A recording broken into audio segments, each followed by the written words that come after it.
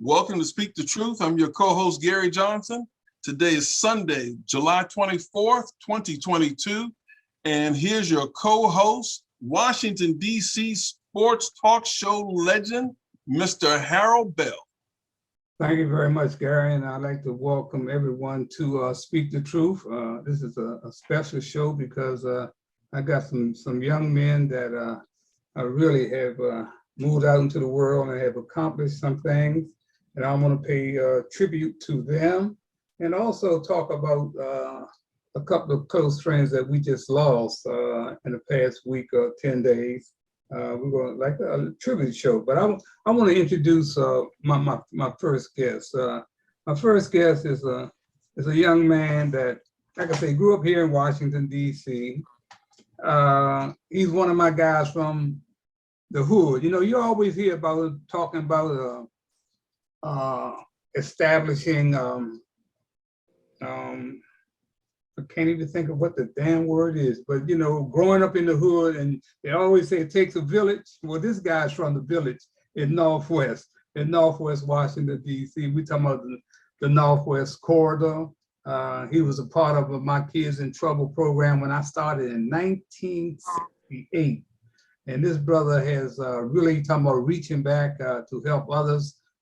He has done a fantastic job. He spent 30 years as a software engineer working for business and rail car software systems with Metro. He grew up in Northwest Washington, like I said, and he graduated from Bell Vocational High School. Wow. He's the pastor of Bible Lighthouse Ministries, located at 7911 Old Branch Avenue in Clinton, Maryland. I would like to welcome to Speak the Truth, my dear friend, Mr. Ricky, Minister, Pastor Williams. How you doing, Ricky? Hey, how's it going there, Mr. Bell? All right, man. Thanks so much for taking time out of your busy schedule to join us today. Also with us is a young man that come out of the same housing project that I came out of in Northeast Washington, a housing project called Parkside. He is the senior pastor of the Believers Worship Center in Upper Marlboro, Maryland. He was born and raised in Washington, D.C., like I said, graduated from Anacostia High School. He has a doctorate degree of divinity from Springfield Christian College and Seminary. His focus is on building a church to build the community. I would like to welcome Bishop Larry Jordan. How you doing, Larry? Doing great. Harold, how you doing? All right. Thanks so much for taking time out of your busy schedule too to be here on Speak the Truth. Also, have another dear friend from Parkside, man. It's unbelievable, man, that the bishop that come out of this housing project. My next friend, man, is a young brother.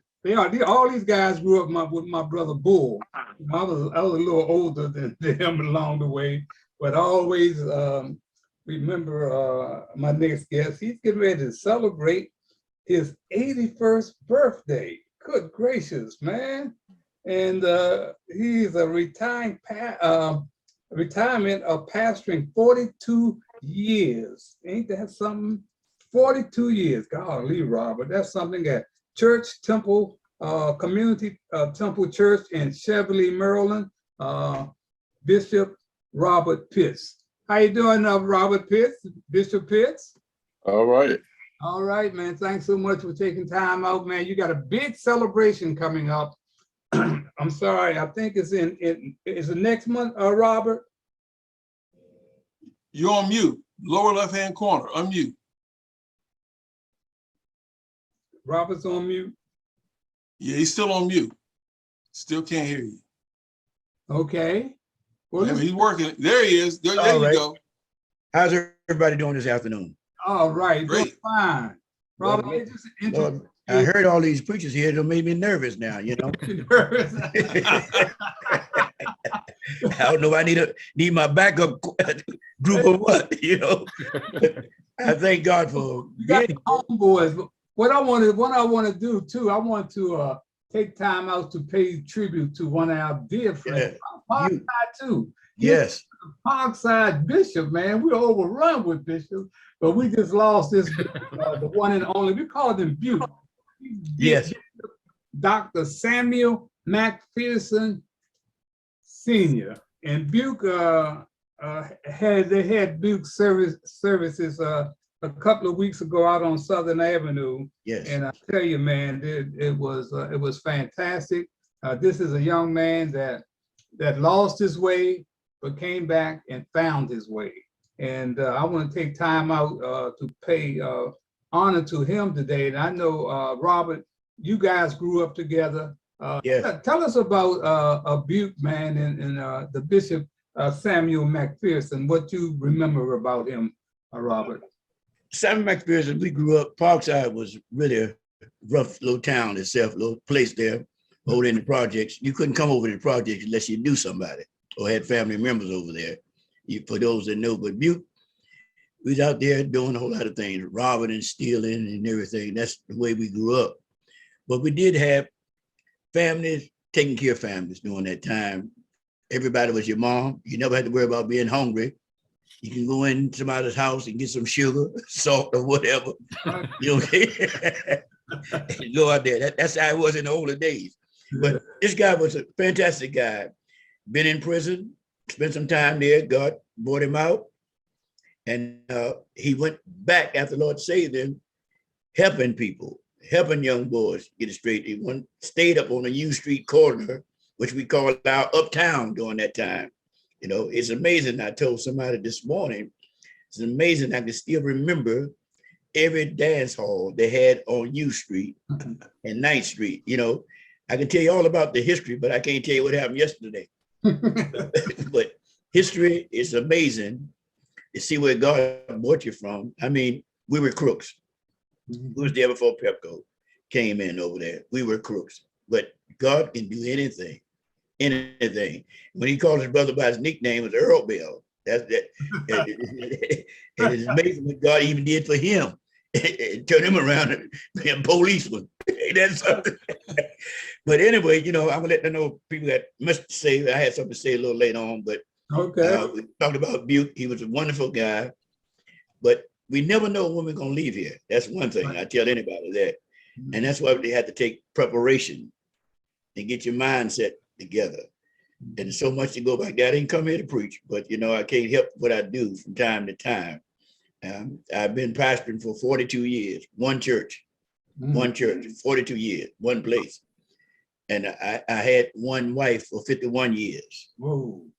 51 years, good marriage. And she passed in 2017. And the Lord blessed me in 2009. I said I'd never get married again, but the Lord blessed me. He married again. I got married again. Lady never been married. No children. Isn't that a blessing? Isn't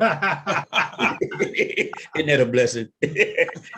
So we've been moving on. My daughter also pastor also. She have a church up in Upper Marlboro.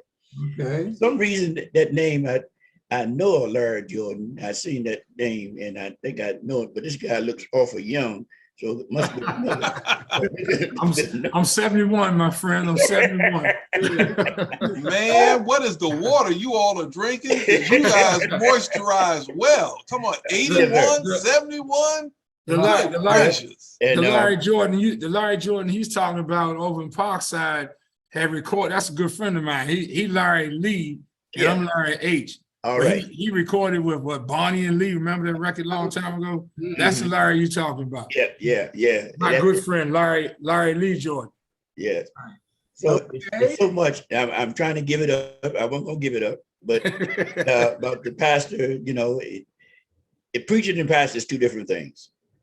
As you get older, you got to realize younger generation, but you got to put in the hands that somebody gonna do the right thing. I don't know about you, brother, but I still believe holiness is still right. It's a way of life and living. And I don't know if you call me, I ain't come on here to preach, but you know, you asked me a question. I can't, I try to catch myself, you know, what I do. But I think we as older men, you don't have to be a preacher, we got to impart into those that are younger. We can't be old men and think that we're teenagers. You understand? People do what they see.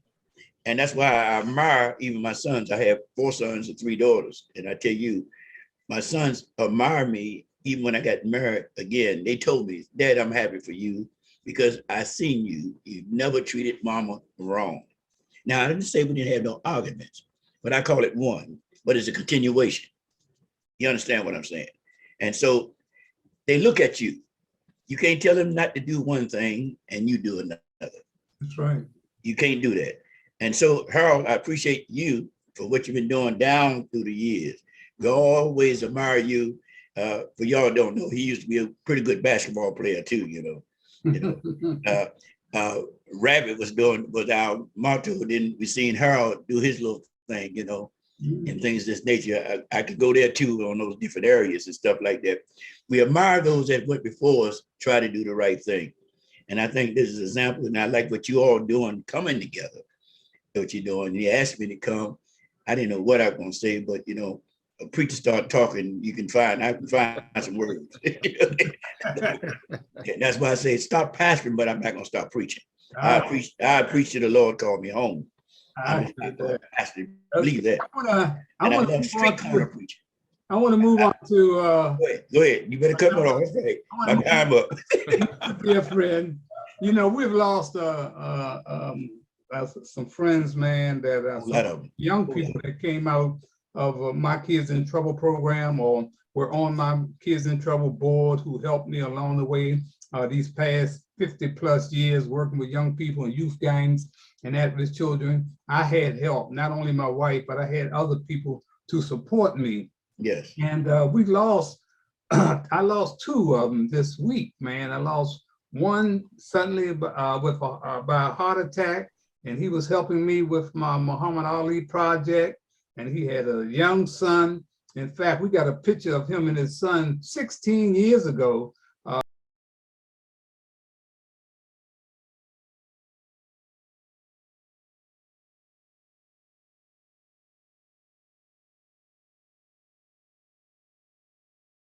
Walker Senior had my back. You know, he was one of them young dudes that had my back. I could depend on him. He and I clashed. He was stubborn like I was. But, you know, we didn't let that get in the way, man. We always end up calling each other back, man. You know, we'd call each other just to see how things were. And that's what you call a real friend, you know.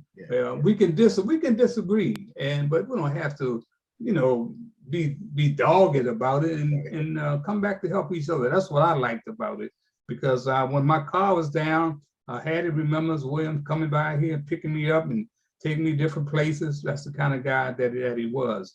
But we lost him suddenly with a heart attack. He was working with Dave Chappelle too, man, doing some videographing and plays with Dave Chappelle and his sister. And like I said, it was really, he was gone and I didn't even know it. I got this call from North Carolina, man, one morning. I think it was on a Tuesday morning. And he said, Harold, this is OJ. I said, what's up, OJ? It was kind of early, so I didn't pay too much attention. And he told me, say, William died yesterday. I said, what? OJ know what I said, it wasn't what, but it shocked me, man. You know, when you lose somebody like that. And my friend, I was introduced to OJ by William Walker. He was the one that brought us together.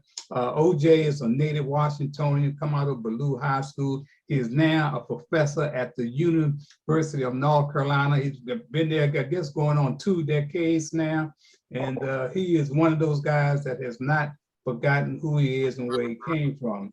And he called me with the news about William Walker. OJ, come on in and give us a little update, how you met William Walker and the kind of man that you thought that he was.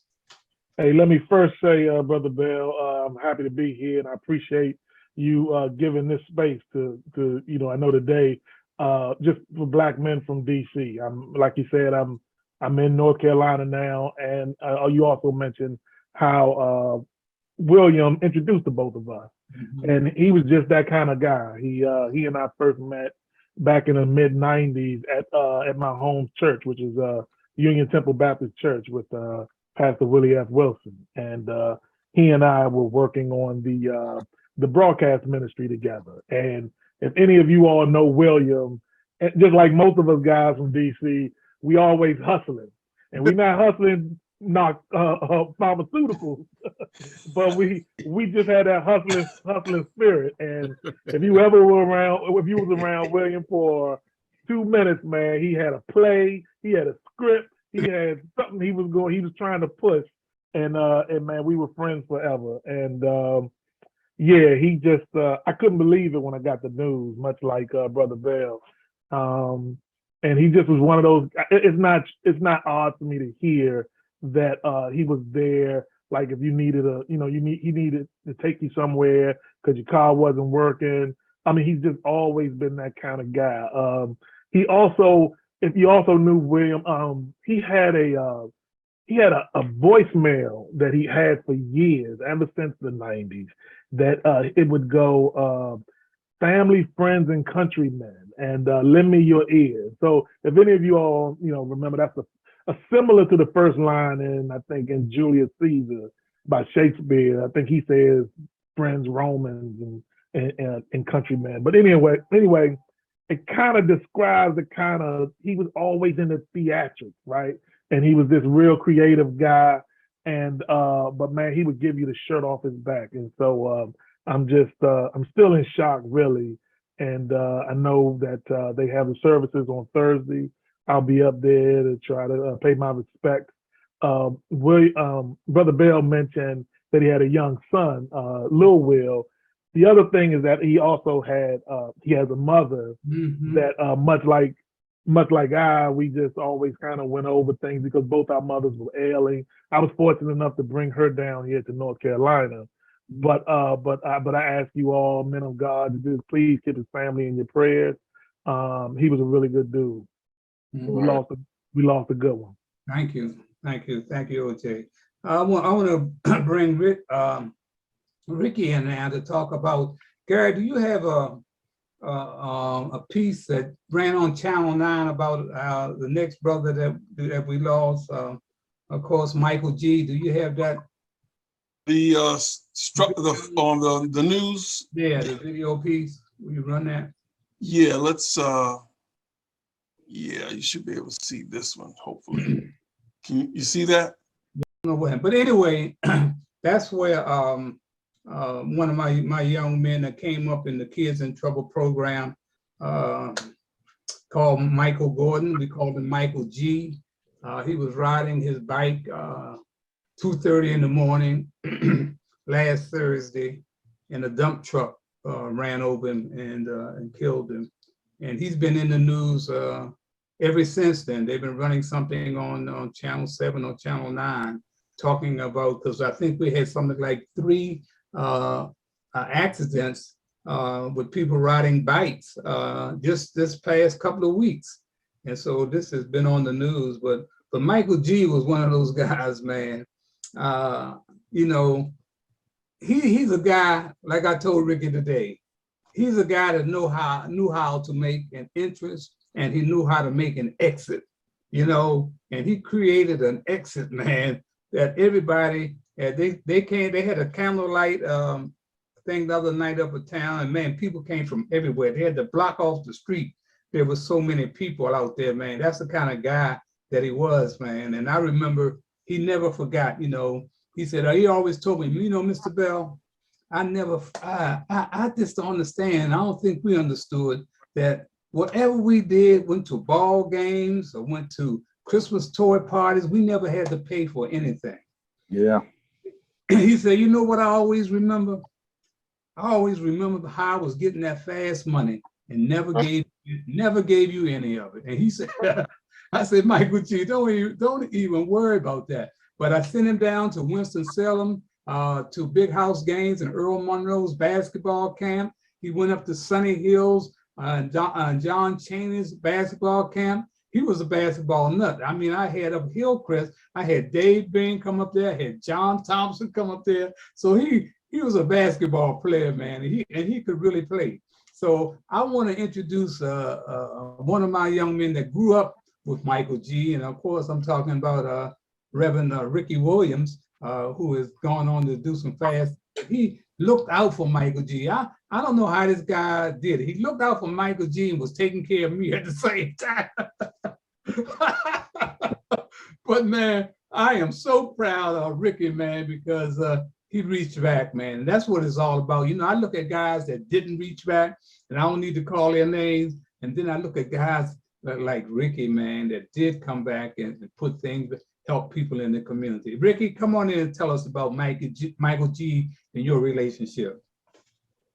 I sure will. I'm so honored to be here. I heard some wonderful things so far, and thank God for everybody that is here. But yeah, me and Mike grew up together, and Mr. Bell's programs was a big part of our youth. You know, we played ball. Mr. Bell always made sure we had opportunities to play sports, and that's how he kept up with us. And Mike was a classic DC guy. You know, he loved to play ball. And we, you know, growing up together, we went to school together. He would watch your back, you know, never had any problems with anybody. If, you know, if we were together, then we were together. And the guys in DC know how that is. We got into a lot of things, all of them not wholesome. I heard, you know, one guy say he didn't sell pharmaceuticals. Well, we did. You know, we did a lot of things that, you know, you look back and you thank God he got you through it, that type of thing. But y'all know, growing up in any big city got challenges, and we shared a lot of them. But Mike was the type of guy, as he got older, he began to mature in how he cared about people.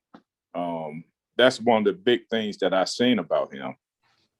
And, you know, as far as he became well known because he was a DC classic guy. He just knew how to carry himself. He had charm, you know, he was courageous, and, you know, so he was respected and loved by so many people. And so when they had the visual on Friday night, it was just symbolic of him and how he reached people. And, you know, it was a good ride with him. He was a guy that I could always depend on whenever I needed him. And we're going to miss Mike a lot. Mm-hmm.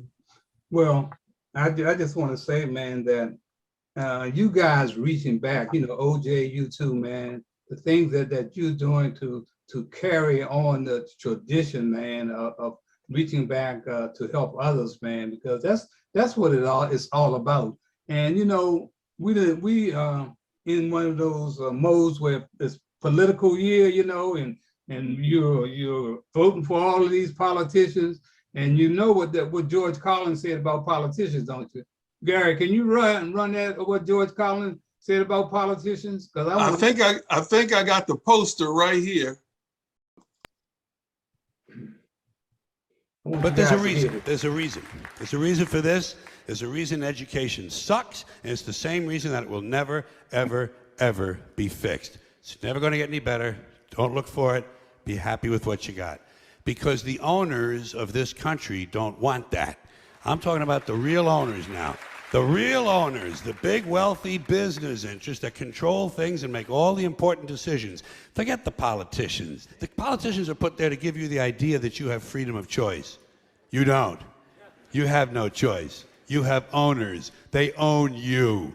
They own everything. They own all the important land. They own and control the corporations. They've long since bought and paid for the Senate, the Congress, the state houses, the city halls. They got the judges in their back pockets. And they own all the big media companies, so they control just about all of the news and information you get to hear. They got you by the balls. They spend billions of dollars every year lobbying to get what they want. Well, we know what they want. They want more for themselves and less for everybody else. But I'll tell you what they don't want. They don't want a population of citizens capable of critical thinking. They don't want well-informed, well-educated people capable of critical thinking. They're not interested in that. That doesn't help them. That's against their interest. That's right. They don't want people who are smart enough to sit around the kitchen table and figure out how badly they're getting fucked by a system that threw them overboard 30 fucking years ago. Whoa. Okay. All right, there. What I want to do. That's some of that Parkside language he used there. Yeah. I want Some of you had a little flashback there. My apologies. I want to come back and say, man, how do you guys treat the politicians that are in your community that want to come into your church, man. You don't see them until it's election time. How do you negotiate? Because that can be very tricky ground. So, Robert, I'm gonna start out with you, and cut it off when you think you had enough. But I want to know, how do you, 42 years, you done had to deal with this. How do you treat the politicians? And you got your young people there who are watching all of this that's going on. Well, let's start first of all with the mayor in my city. We part of Byway Church. We right there in Chevalier. And the mayor, they have different things that they want, because I found out that I was in a prejudiced town, for one thing. They did certain things for certain people, they call us North Inglewood group. Mm-hmm. They want to use our parking lot, but don't want us to be a part of things that they have, know. And so politicians, I face it, I didn't have a whole lot of friends in the top level there. I remember when Williams was the mayor over there, and then he ended up being a judge, Like I said, I've been over there 42 years, but the thing is, you got to face up to them. Don't let them just talk over your head. And the thing is that something, very little was done. Most of it wasn't. Politicians, when they came inside our church, they sit on a pew like everybody else. They don't sit, they ain't no preacher, they don't sit in no pulpit. I respect you for what position that you have, but you're not the preacher. So you don't need you have no business being up there, They want words so they can say a few things and run out. But if they're gonna say any words, they're gonna say words when I finish preaching. You understand? That's how I did mine for years. I'm a strange guy. You got to know me to love me, because my agenda is to preach the gospel, not to hear a whole lot of sad, bad news or something that don't make sense to people. Like you said, they come around. Only time you see them is time for voting. What about the streets being paid? What about the protection of the people that's in the community? And the food, we had to go to food banks, get food ourselves, and have it out there to give away to people. They very rarely did anything for us over in Chevalier. We did it ourselves with the people that we had working with us. Politicians, I think they're liars, just like lawyers. A lawyer lie, he don't know me. I've been that way. I was a crook myself. He didn't know me.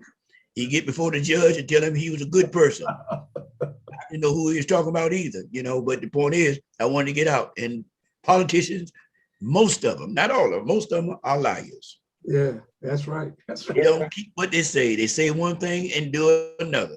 Okay. I put a sign, right? I won't stop, but the sign in my yard. Larry, let's hear your take, because we're going through some changes here in Prince George's County. Big time. It looked like we're gonna have a black governor for the first time, and everybody's jumping for joy. You say, hey, well, you remember we had Obama. Well, be careful for what you wish for, okay? Be careful for what you wish for. So I see things that are happening. I've been around, I've been around a long time. So yeah. I just wanted to get you guys intake. Larry, come on in and tell us how you deal with that situation. Well, first, let me start with Wes Moore. I counseled him and his wife marriage counseling. Oh, okay. And I think that we're going to have, if he's elected governor, I think that we're going to have a governor that is in touch with the people and the state and the counties of the state. So I think we got a good guy there. I say I think, things do change. I agree with Mr. Pitts, my brother, should I say, from over in Parkside. I agree with him about the politicians, how they show up one moment and then you don't see them the next. Yes, they do want to come on your platform and speak to the people and everything. But this is what I did. I had a friend, the late, I call him the late great state senator Ulysses Curry. And what I did, I built a constituency with him with a civic association. So once I got inclusive with the civic associations, I became more of a leader for the community. Like, my church will have neighborhood fellowship. We will have Christmas. At the time, my church was in Forestville. So people said the state and church couldn't work together, but I built a gap. I closed that gap so that we could work together. Now, I got out of like maybe Shoppers Food Warehouse, whatever other community stores in the area, we came together, and on specific days, we challenged those stores to give X amount of money, bicycles and things like that to the kids that needed them for Christmas, food for our fellowship, McDonald's. I mean, we had a great time back then, but I got involved to the point where I got tired of the same thing that Pastor Pitts was talking about. You know, they come by to give all these speeches. So I connected with this brother. Matter of fact, Senator Curry was he was a teacher at Eastern High School. And I got to know him back in the early 60s when I was, some of you programs. So I didn't know him, but I got to know him. Next thing I look up, man, I'm on the platform with Paris Glendenning, and I'm opening up prayers, and I'm being used as a spiritual leader, looked at as far as how I can help organize a church in a red zone. Crime, I've experienced 7 killings on the parking lot that I had over on Walters Lane when I had that Safeway building over there. I turned it into a church. So we brought all of the police captains, the colonels, and all those people together, and we would sit down and we would talk about how we're going to improve that particular area of crime. And I think that we did a good job. So I spent more time and getting more acclimated by putting myself in a position to know who's in charge of these civic associations that deals with the community, to build an agenda to get the people involved in the church, what the church's voice and mission is, and we were successful in that. Mm-hmm. Now today, let me say this, Harold. Today, these young politicians today, Brother Pitts, I've been married 51 years, three adult children and 9 grandchildren at age 71. So let me say this to you, Harold. I look at the Parkside experience before we moved, the time I spent at Neville Thomas, growing up with everybody, Norman Gale, Frog, and those guys I got to know. That's right. And Catfish kind of like took me under his wing back in the day because he was very involved in civic agendas as well. Right. The thing he told me, he said, I never forget, he told me and my wife, he said, man, you all haven't seen no problems and no trouble. Maybe I should say this, until Marion Barry get in office. So he was actually correct about that. But the joy of this all is having the opportunity to pull on people that you know in the past, because experience works knowledge. I mean, look at you, Harold. You pulling together OG McGee and Ricky. I used to work for Metro too. I worked in the procurement section. I was buying for automatic fare collection. Yeah, fare collections. I used to run that down in Metro, man. So I was involved with Cubic Western ordering all. I had a $2 million budget down there. Yeah, right. So my whole point is, Harold, is to run a church and to get it involved in the community, you also have to deal with people that's been to places before you and that has the experience to know how to bring things about. So that was my take on that, man. I had a good constituency built. And things came to pass for me. I got grant money. I got a lot of things for my church. As a matter of fact, I gave Mission of Love. You ever heard of Mission of Love over there on Central Avenue? Yes.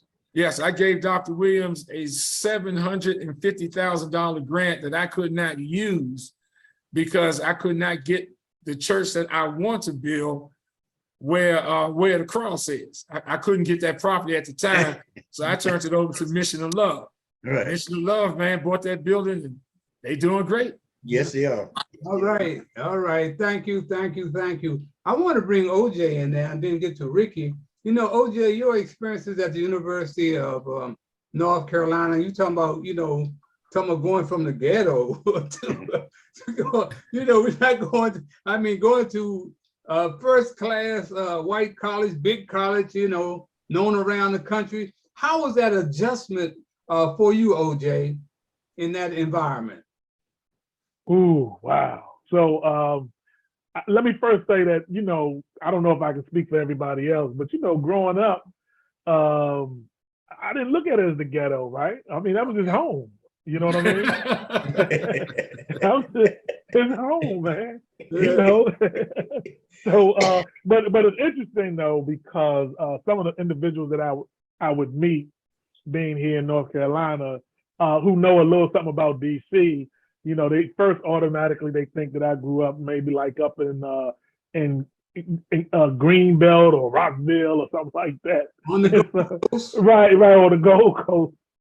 And so I'll say, yeah, you know, I went to Ballou High School and I grew up off of Good Old Road. They're like, you know, what? You know, that kind of thing. So, but I was telling my wife the other day, I kind of hold that as a badge of honor. Because to be honest with you, a lot of my values were from the hood, you know what I mean? And there's a lot of, you know, there's one thing where you can have book smarts, right? But then, you know, you got to have some common sense. You know what I mean? And so I learned in my travels that a lot of people don't have common sense. And so being here in North Carolina, I mean, we've had our struggles. I don't know if you all have had an opportunity to read the national news. I think most recently, Nicole Hannah-Jones, who at the School of Journalism, they actually passed to have her get her tenure, but the board of trustees from the university, they kept delaying it and denying it. We also had the issue with Silent Sam, the statue that finally came down. So, you know, some people look at it as you know, down in the South, things are a little different than up North, but I would say that maybe up North, there was this, let me see, it was all, racism is racism, right? Just sometimes here, it's just in your face, you know? And so, but I think that the thing that we always forget, particularly the blacks, the minority of blacks that are on these predominantly white campuses, is that it's a struggle for them as well. You know, people unfortunately think, oh, well, you made it. You went to University of Maryland or you at University of North Carolina, that kind of thing. I worked at mostly black colleges all my life. I worked at, I went to Clark Atlanta in Georgia. I worked at Morgan State. I worked at Florida A&M before I came to North Carolina. And it's just a perception that people have. And I always say that many times the cats that really need that nurturing are the few blacks that are on these white institutions, so that they don't forget where they're from. You know what I mean? Or that they see themselves as, you know, sometimes they get this rude awakening. And so I think that the adjustment is just that, making sure that the people that look like me, faculty, staff, students, understand and realize it's the same struggle wherever you go. And we all got to still be in that fight and in that struggle. So that's really the biggest adjustment for me. All right, Gary, I haven't forgotten you there, but Ricky, I want to come back to you because, you know, we're always talking about, man, you know, about the village. And I'm thinking about the area that Cardozo Shore U Street corridor that you grew up in. And I'm thinking about what made that particular section around there where you grew up, what made that the village? And what made it to me, what made me think about the village was first starting at Harrison Elementary School, Harrison Playground across the street, walked through the alley to Hillcrest Children's Center Saturday program that I established there. And that right there was the village, because all the kids that participated at the Harrison Elementary School went to the playground, and then on Saturdays they came to Hillcrest Children's Center, and it was such a great thing for us to look out for each other. See, what people don't realize that when I opened up Hillcrest Children's Center right after the riots, my wife and I found kids in trouble. So I went up to Howard University to find some mentors for the Saturday program that could mentor our kids. I couldn't get nobody to volunteer. I went to DC teachers that couldn't get no blacks to volunteer. So I had to go out to Tacoma Park and have white kids bust in on Saturdays to Hillcrest Children's Center. And black folks would see them yellow buses coming down 14th Street. They say, what is this? And them kids would come in there, man, every Saturday. And it was such a great relationship. And people don't realize what came out of that relationship was academic credit. High school students and college students started getting academic credit, man, after that program was implemented at Hillcrest Children's Center. And like I said, we had John Thompson, Peter Green, Larry Brown, man, you name them. They came to Hillcrest Saturday program. Ricky, looking back at that, how did that inspire you and those kids, man? Oh, that was big time. You know, the village aspect, having those recreational activities, it gave us a lot to do. It took up a lot of our time and gave us positive structure.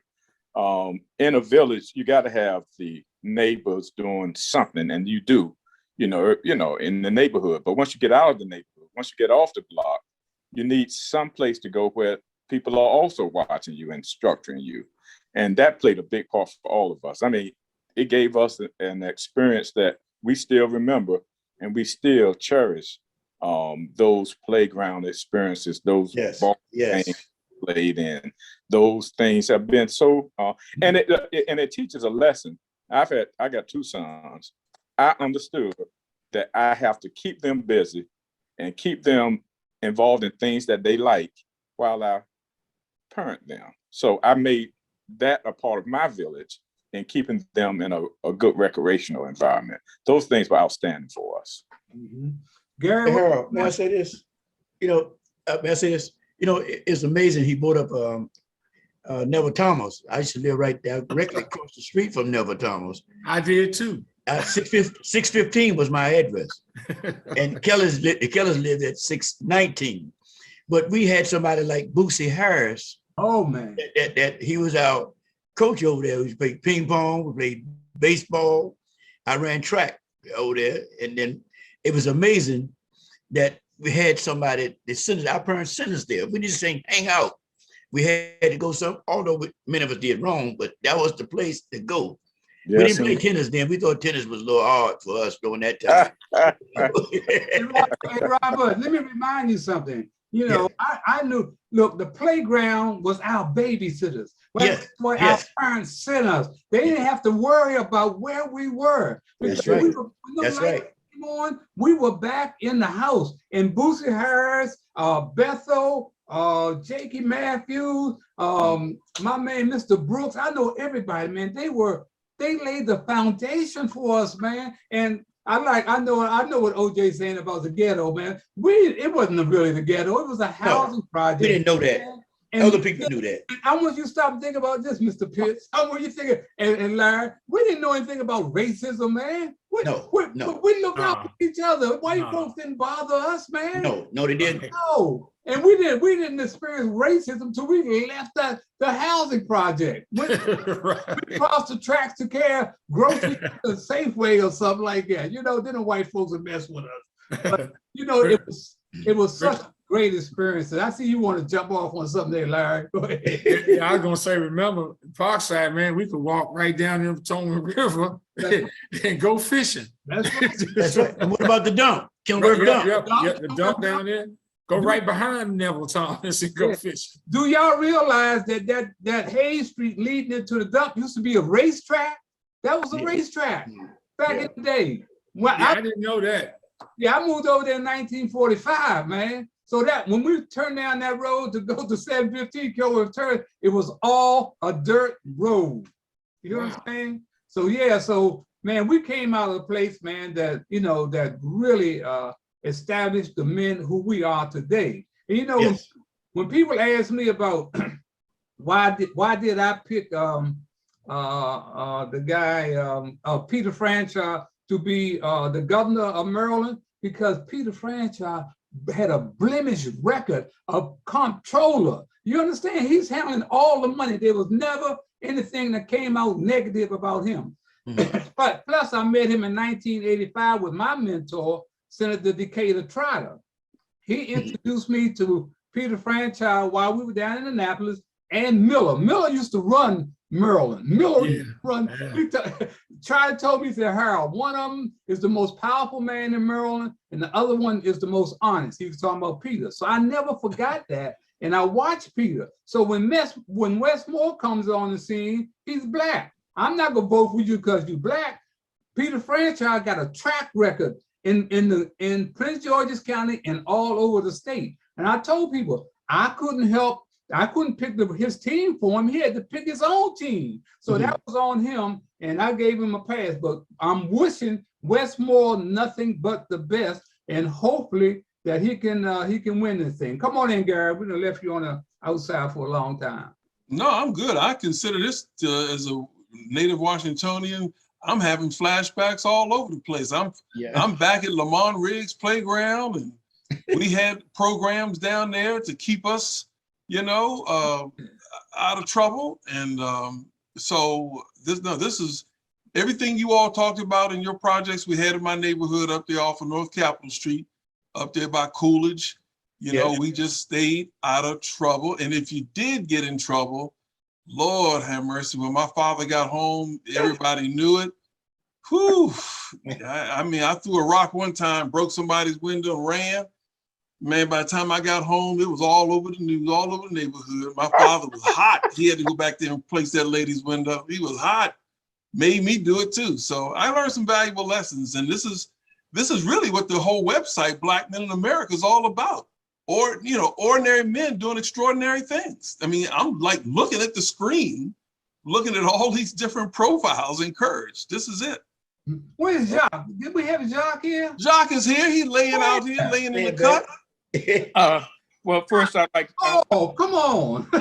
I'd like to say good afternoon to everyone. I'm a native Washingtonian. Je m'appelle Jacques Chevalier from around the way. I always like to say that. Even though I was born in DC General, so was my wife. I've been married 43 years, like some of the other brothers and pastors who have stated today. We've been together 43. We've been married for 32. I was a player for those 11 years, but I didn't do the hustling that y'all did on the street. But I was always a ladies' man. I didn't play sports. I can't play a musical instrument, can't sing. But I was always a ladies' man. I was a Frenchman. So I had to live up to my heritage, if you will. My dad is from Louisiana, but we lived in projects and Berry Farms. So I got in trouble, unfortunately, went to Wax's Children's Center, receiving home, Boys Village, did 3 years in the penitentiary up in Hagerstown. I got out in 75, and I promised myself I would never go back. I did get a chance, Mr. George, to meet Westmore and his pretty wife. Lord knows the brother got a fine wife. How did you do marriage counseling with a straight face? Yeah. With that brother's pretty wife? That's what I want to know. But don't answer that. Don't answer that. She's good friends with my daughter. Okay, I can appreciate that, man. But I actually spoke French to her when they came down to Bowie a couple of weeks ago, and I had her smiling and I always tell the guys, I ain't speaking French to you, but I'm speaking to your wife or your woman. And then I tell the guys what it means because I want to know I'm not trying to get fresh. I'm just giving a compliment. But I tell you what, if my wife left me and his wife left him, she would be the first one up. I know that's terrible to say, man. But, I know that politicians, a lot of them, unfortunately, don't do what they should do. I would really like to see more people who have a lot of people under their umbrella in their organizations finally get the word out and say, you know what, all of you politicians, we're going to put a halt to this, letting you come in and just say what you want just to get the votes. As George Carlin so eloquently stated, now that white guy, that comedian, he's 20, 30 years ahead of his time. He most powerful, most poignant person with such knowledge and wisdom was not scared to share it with you. And I think that that's something that we all need to, take a lesson from, and that's just my take. Again, being a native Washingtonian, I now live in PG County. I refuse to say Prince George's. I say PG, and so they're not going to tell me. And just like I don't say District of Columbia, it's too doggone long. And so I just say DC, like every one of you all have said. I don't think we have to always go with the full title. Now I will say that. Right. I believe in the city. I believe in the county that I live in, but I also know, and I did get a chance, by the way, Harold, to talk with Angela's father. And he said, man, I know you, Jacques. I've met you 3-4 times. That dude, his memory's like yours, Harold. I mean, it was just sharp. He actually told the difference 4 times I had met him, and I couldn't even remember. And I'm like, and I'm half the guy. Well, not half, but I'm 67. I think her father is close to your age, Harold, right? Or maybe a little younger. Yeah, a little younger. But real nice guy, you know, and I got a chance to meet and talk with her. And I did speak with Westmore. One of the things that I'm looking at, and I'm hopeful that he would do, and since maybe you still have his ear a little bit, Mr. Jordan, Pastor Jordan, that you would talk to him about what I briefly lied to him about, and that is that we need to give a 50% real estate tax write-off for homeowners, you know, with an income limit, of course, like they do in DC. Yeah. You know, DC, when you get 65, 50% comes taxes. So off your real estate property taxes, they just did this little penny ante thing where they're going to give 20% off of the tax. Actually, they said 20 and end up being something like 16% for 5 years for houses that are valued $500,000 or less.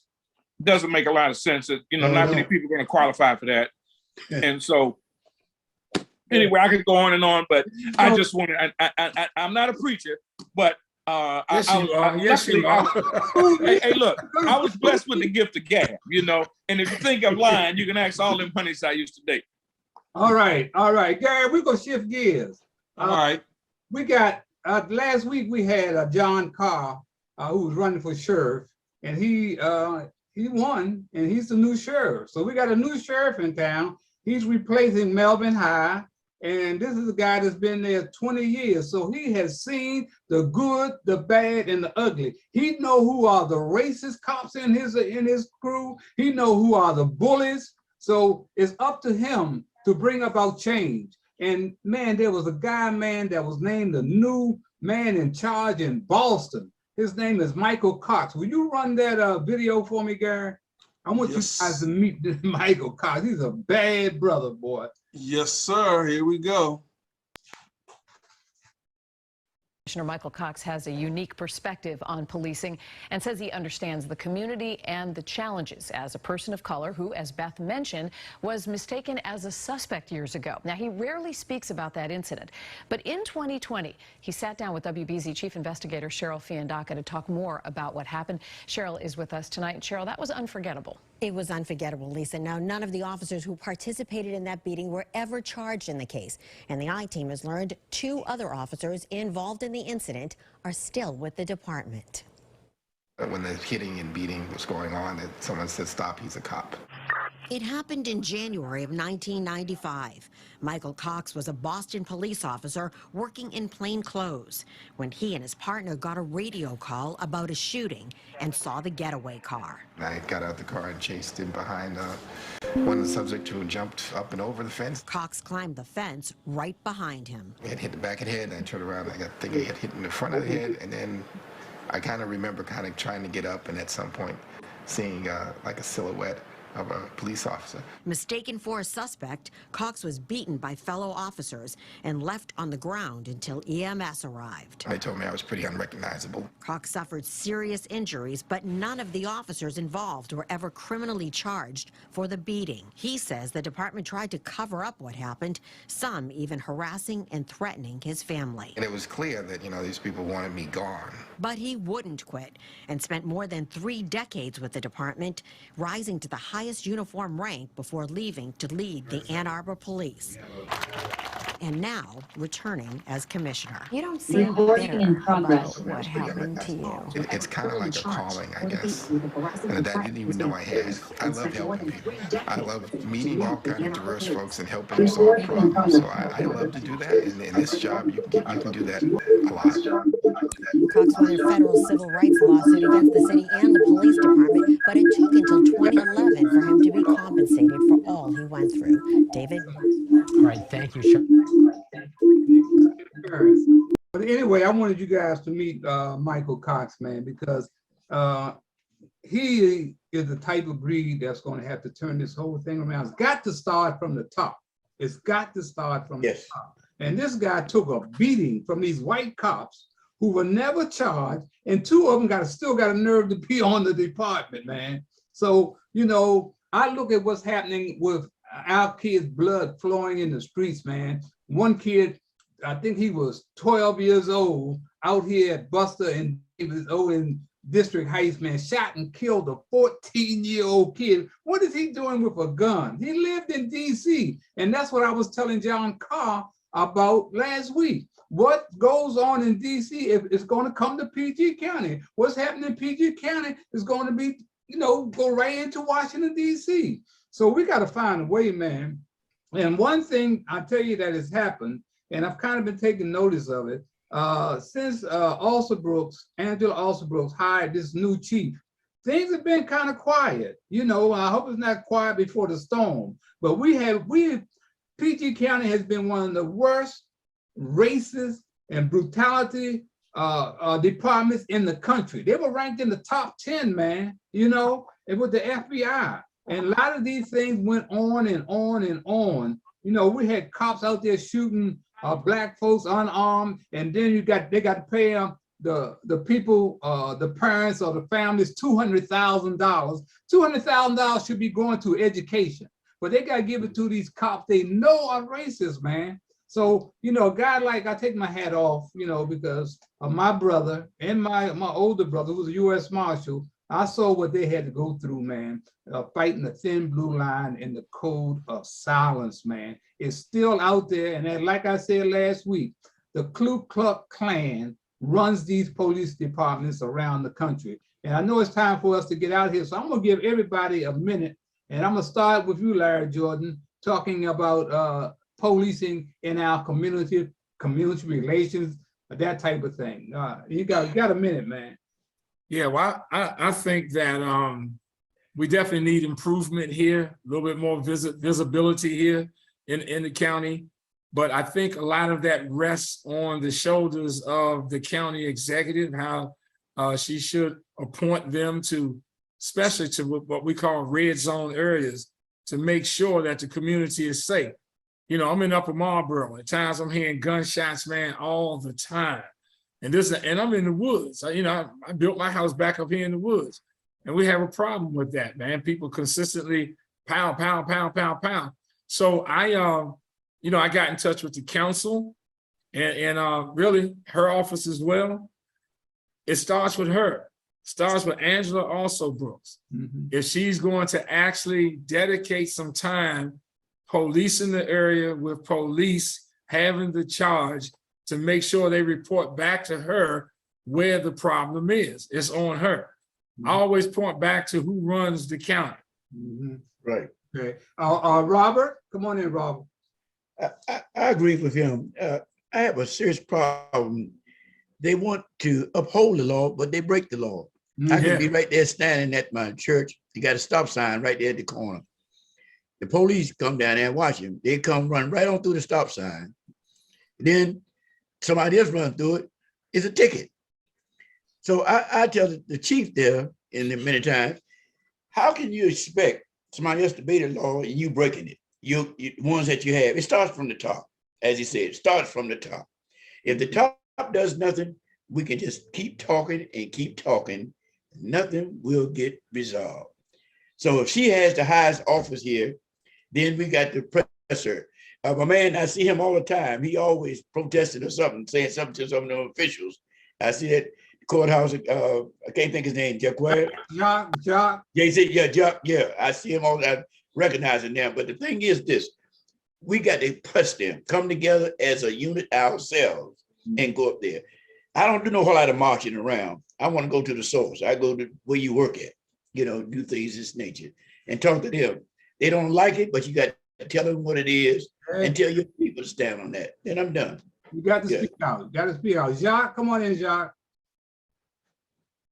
I want to thank you, Reverend Pitts, for recognizing me. Also, by the way, I went to Falmouth Heights High School, had my very first car accident in North Inglewood. So North Inglewood is also dear to me, by the way. But I agree that, we have to start from the top and we have to hold these folks accountable. That's why I was a one-man show in a lot of instances. I had other politicians would tell me the dirt that other politicians was doing. And I was able to sometimes go forward and say, look, this person's going to get locked up. This person's doing so-and-so. And I wouldn't tell who was snitching on the other politicians. I had no need to, because I didn't have any kind of contracts, any money coming from them. So I always spoke my mind. I still speak my mind, except for when it comes to my wife. Okay. Hey, That's Smart fine. man. You're a smart man. Yes, sir. Come on in, Ricky. Ricky? Ricky, where are you, Ricky? There he is. I'm moving around a little bit. Gotta charge up this battery. Yeah, no, I look at politicians in a way of the critical thinking have to be in place from my part, and to hold them accountable for what they say they're going to do, because they'll talk a lot about certain things and then they'll say certain things they'll do. So you try to hold them accountable. But I was listening to these ministers about how they actually have worked with politicians over time. And so I'm taking lessons. I'm more interested in the civic side right now, because that's where I want to start working from. That's where I'm at. Yep.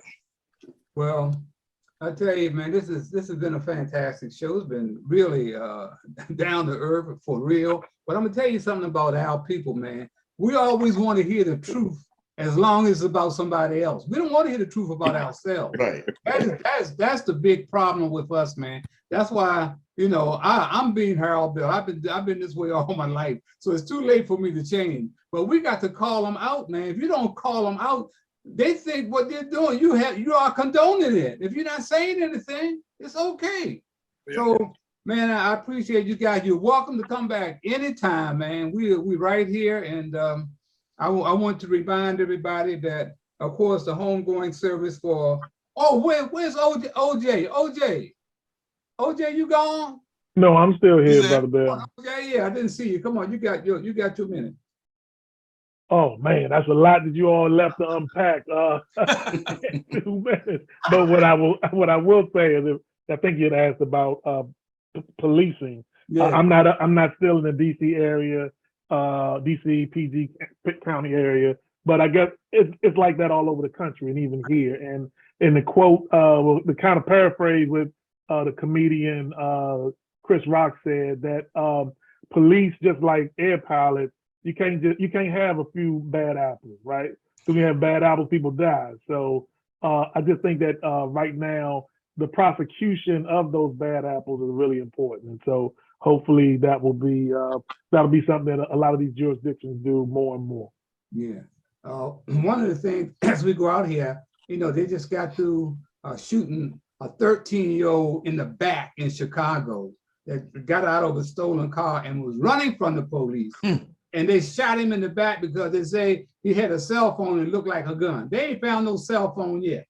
You understand? But these guys are scared. They are cowards. Oh, they're scared. They're scared, and they're shooting these guns. And if it doesn't start from the top with, like you said, with the county executive and with the chief, they go keep on doing it, man. They go keep on doing it. Our kids go keep dying, and we go keep dying because we got a bunch of cowards out there on the street that are supposed to be working for us. We pay their salaries. You understand? Yes. They always want to say it's us against them. What the hell are you talking about, us against them? So once again, man, we got to get out of here. Gary, thanks a lot. Thanks, OJ. Thanks, Ricky. Of course, thank Larry. And thank, of course, Bishop Pitts, man. Man, you guys keep on doing the great things that you're doing. I'm proud to be associated with you guys, and sort of and proud, like a proud papa, man. You guys keep on doing great things. Gary? I was thinking about what my granddaddy would tell me.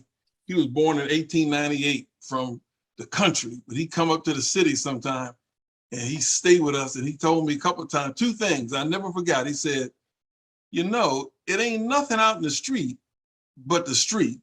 And then the second thing he said, ain't nothing good happening at 2 in the morning, all right? Yes, your ass shouldn't be out there. Right. Amen, amen. Hey, guys, just remember that every black face you see is not your brother. Every white face is not your enemy. And you cannot soar with eagles if you're going to hang out with chickens. Till next time.